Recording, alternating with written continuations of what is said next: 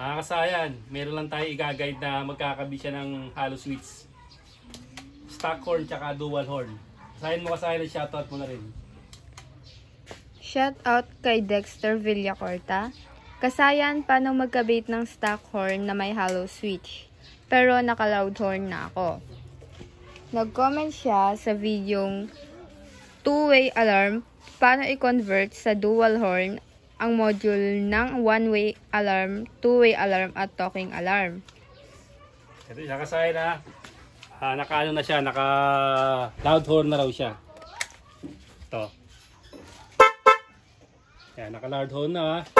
Kailangan natin siyang ibalik sa stock horn. Ito siya oh. Ito siya, loud horn na ibabalik natin sa stock.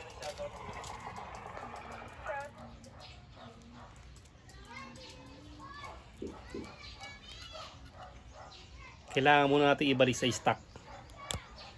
stock horn. Okay. Ito ngayon yung kailangan natin. Yung ating relay.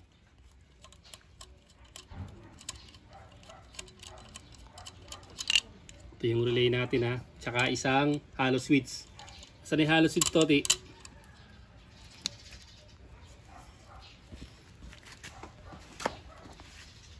Toti, hanapin mo na yung hollow switch.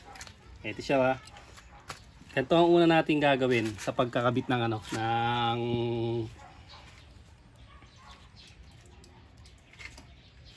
yes. Ito siya ha. Ang una natin gagawin, kakabit muna natin yung negative sa body ground. Yan, katulad yan ha. Ito yung body ground niya na dito na kumukuha ng supply yan. Ito dito. Nakakabit yan sa may tornilyo. Ito. Ayan na, nakakabit yan na I-terminal. Yung kabila, ito rin oh. Ayan, nakakabit din dito yung I-terminal natin oh. Ito yun oh. Ibig sabihin may negative na yan. Ayan ha. Meron na siyang negative. Ito yung busina natin. Pagka nilagay natin to sa tutunog na siya. Sa positive o sa accessory wire. Siya. Ibig sabihin nakaset na yung busina natin. Okay na yung pagkakaset ng busina. Positive na lang ilalagay natin, gagana na siya. Ang una natin gagawin dito, itong positive ng busina, ilalagay natin sa number 87 ng relay. 87 ng relay dito sa diretso ha. Hindi pa nakakaalam, may number sa likod dyan. Tapos dito, gagamit tayo ng gagamit tayo dito ng fuse na may 15 amperes bago tayo dumiretso sa battery. Ito siya ha. Ilalagay natin sa number 30. Ito, sa may number 30 ng ating relay. Ang number 30 ng relay sa may hawakan, sa may tornilyuhan, yung dulong-dulo. Yun ang number 30. O ayan. Tapos susunod na natin dan yung yung 85 at 86.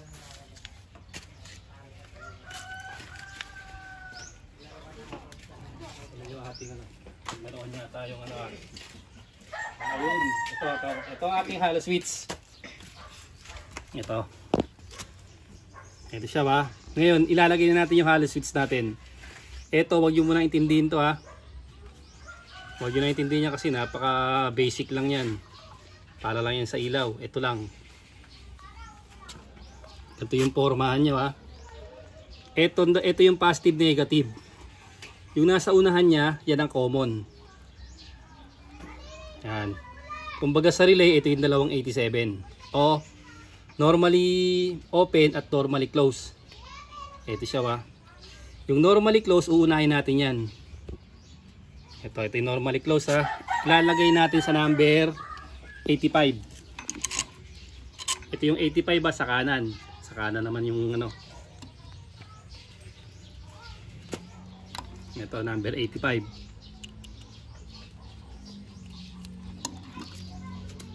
Sa number 85 lalagay natin normally open ng hollow switch.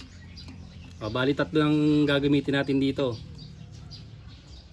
Pag gusto yung ilagay yung ilaw, pwede. Pag gusto yung ipasing, pwede rin. Itong na to. Kaya nakatabi lang yan para mas madaling masundan. Tapos pag nakalagay na siya, ito na ano, nakalagay na. Pupunta tayo dito sa may harapan. Ito sa may busina.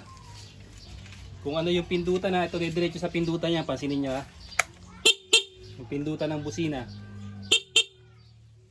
Hugutin niyo yan. Yan.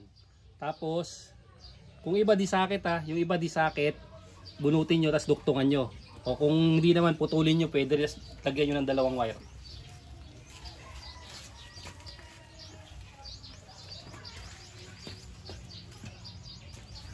Ito ha, ang gagawin natin dyan, duduktungan natin ng wire yan. Yung dalawa na yan. Itong papuntang pindutan, ito yun ha. Pag niretso nyo, ito siya oh. Ito naman harness to. Ayan o, harness. Ito papuntang pindutan to rito ha. Pag nahugot natin, pansinin nyo, hindi na siya tutunog. Yan na, hindi na siya tutunog pag nahugot. Magduduktong tayo ng wire dito. Dalawang wire. Tutukan nyo lang to. Simple lang naman to, ano. Simple lang siya gawin. Isa. Tapos dalawa. Ito yung papuntang harness. Yan. Kasi nakapasok na rito yung hollow switch eh. Ito na ngayon ha. Nailagay na natin yung normally open sa gitna. Itong papuntang pindutan, ilalagay natin sa sa common. Ito yung common no. Ito yung positive negative ay nasa unahan yun ng common ha. Kumbaga ito yung number 30 ng relay. Ilalagay natin diyan.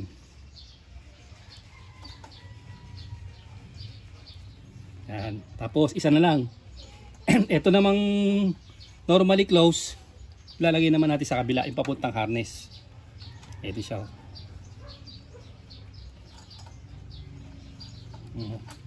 Tapos isa na lang yung hindi natin na ilalagay. Ito. Yung hindi natin na ilalagay dito yung number. Ito yung number number 86. Naputol pala yung susukan natin dito. Ito number 86.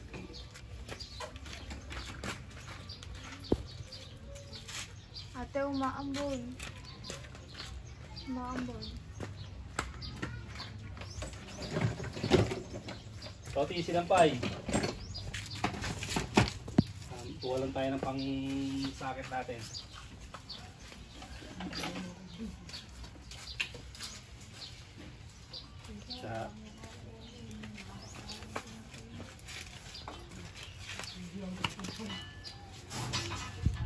Ilalagay natin yung number 86. Gagamitin natin na 86 ha.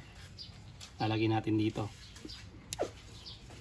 Ngayon halimbawa ang motor nyo ay Honda positive trigger, ilalagay natin to sa body ground o sa harness ng motor. 86 ha. Halimbawa naman Yamaha, ilalagay nyo naman to sa accessory wire.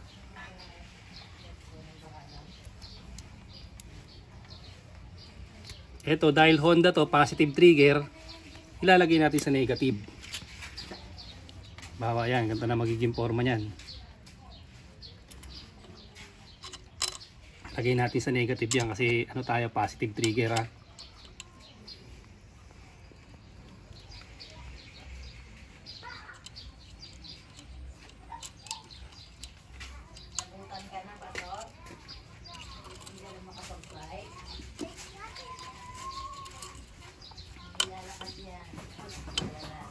Yan. Tapos testing natin. Stock horn. Yan yung stock horn natin ha. Tapos loud horn. Pag pinindot natin, loud horn na siya. Tapos nakagagasayan ngayon ito. Kung gusto nyong gamitin, ito siya ha. Halimbawa kung gusto nyong gamitin to ito siya. Lagay nyo lang to sa negative.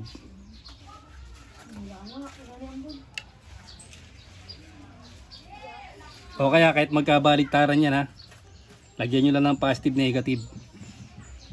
Pag nilagyan nyo ng positive negative yan, ang mangyayari dito, eto lagi lang siyang nakailaw. Ayan. Ayan, lagi siyang nakailaw ha. O, ang gagawin naman natin dito ganito. Isasama natin siya sa sa ating sa ating dual horn. Sama nyo rito ha. Kahit magkabaliktaran niya, walang problema. Tapos dito, lagay natin sa negative.